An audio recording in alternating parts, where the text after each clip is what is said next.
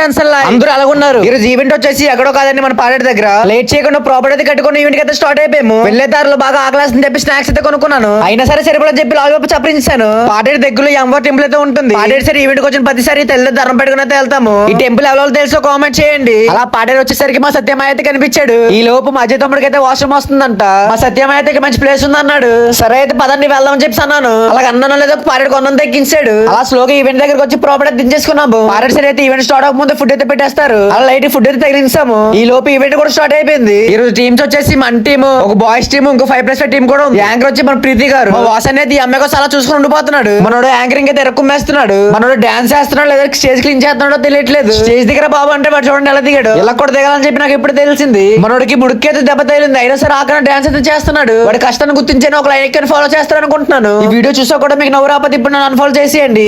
మనల్ని అంతం చేయడానికి మళ్ళా ఉండే ఒక నల్లటి గొర్రె మనలో చొరబడింది.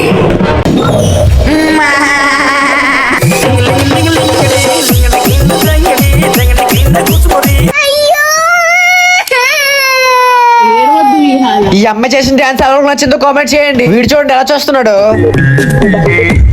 సేమ్ పండు కోతి లెక్కనున్నవరా. ఈ హర్మోన్ సాంగ్ అయితే చాలా బాగా అయితే చేశారు. ఇంకెవరైనా మా టీమ్ లోకి బాయ్స్ అండ్ గర్ల్స్ రావాలనుకుంటే నాకు డిఎం చేయండి. అలా స్లోగా ఈవెంట్ అయితే అయిపోయింది. అలా ప్రాపర్టీ కట్టుకుని ఇంటికైతే స్టార్ట్ అయిపోయాము. మళ్ళీ నెక్స్ట్ అందరూ కలుస్తారు. ఉంటాను మరి. Bye bye.